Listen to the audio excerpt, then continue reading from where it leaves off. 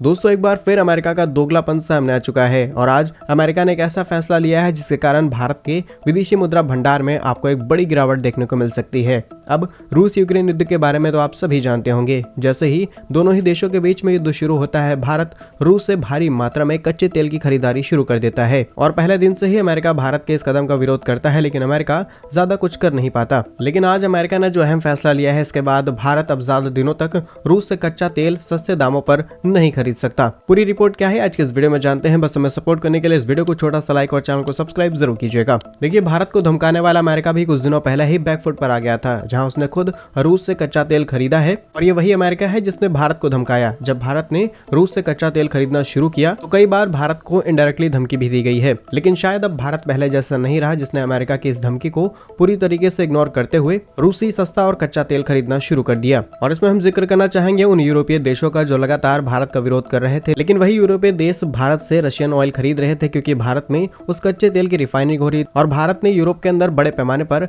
Refined petroleum export किया है। तब इन देशों को कोई दिक्कत नहीं हुई, लेकिन अब जब मिडिल ईस्ट और अमेरिका ने खुद अपने कच्चे तेल का प्रोडक्शन को बढ़ा दिया है, तब इन देशों ने विरोध करना शुरू कर दिया है। आपको बता दें, जब भारत रूस से कच्चा तेल खरीद रहा था तो भारत की करीब 40 से 50% डिमांड हम सिर्फ रूस से ही पूरी कर रहे थे। लेकिन शुरू हुए रूस यूक्रेन युद्ध से पहले ऐसा नहीं था। भारत की ज्यादातर जरूरत मिडिल ईस्ट से पूरी की जा रही थी, लेकिन अब समय पूरी तरीके से बदल चुका है, जहां पर भारत रूस से एक दिन में करीब 2.4 मिलियन बैरल प्रतिदिन कच्चे तेल को खरीद रहा था। उसमें करीब 4.2% की गिरावट आ चुकी है, यानी कि इस समय भारत रूस से सिर्फ 1.3 मिलियन बैरल प्रतिदिन कच्चे तेल को खरीद रहा है और ये गिरावट लगातार बढ़ते चली जा रही है। और इस गिरावट के पीछे का कारण है अमेरिका। अमेरिका ने उन सभी शिप कंपनीज के ऊपर बैन लगाना शुरू कर दिया है जो रूस से कच्चा तेल भारत की ओर लेकर के आ रहे हैं। ऑलरेडी रेड सी पर हो रहे हुती विद्रोहियों की तरफ से हमले के कारण कच्चे तेल के भाव ऊपर जा रहे हैं और हुती विद्रोहियों के हमलों के कारण भी भारत का काफी सारा तेल अभी भी फंसा हुआ है। लेकिन इस बीच अमेरिका का ये फैसला बहुत ही ज्यादा इंपॉर्टेंट हो जाता है, क्योंकि अमेरिका ने उन सभी शिप कंपनीज के ऊपर बैन लगाना शुरू कर दिया है जो सिर्फ रशियन ऑयल को एक जगह से दूसरी जगह ट्रांसफर कर रही हैं।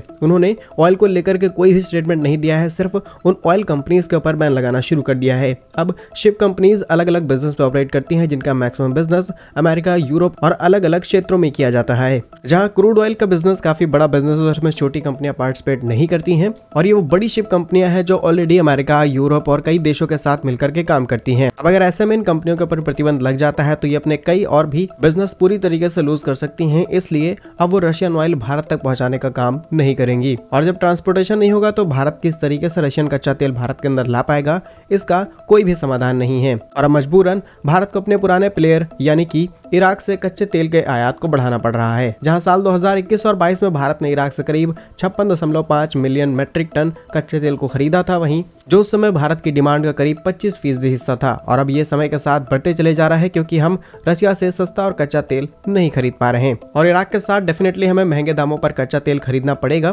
क्योंकि अब भारत के पास शायद उतने विकल्प नहीं बचे हैं। बाकी अमेरिका के इस फैसले पर आप क्या सोचते हैं, हमें कमेंट्स में जरूर बताइएगा। भारत के ऐसे ही यूजफुल एंड इन्फॉर्मेटिव वीडियोस पाने के लिए हमारे यूट्यूब चैनल को सब्सक्राइब जरूर कर लीजिए। साथ ही आप हमारे नया चैनल लाइव इंडिया हिंदी को भी सब्सक्राइब कर सकते हैं, जहां पर आपको इस चैनल से ज्यादा इंटरेस्टिंग टॉपिक पर वीडियोस देखने को मिलेंगे हम आपको एक नई और इंटरेस्टिंग वीडियो में। तब तक के लिए वंदे मातरम। भारत माता की जय।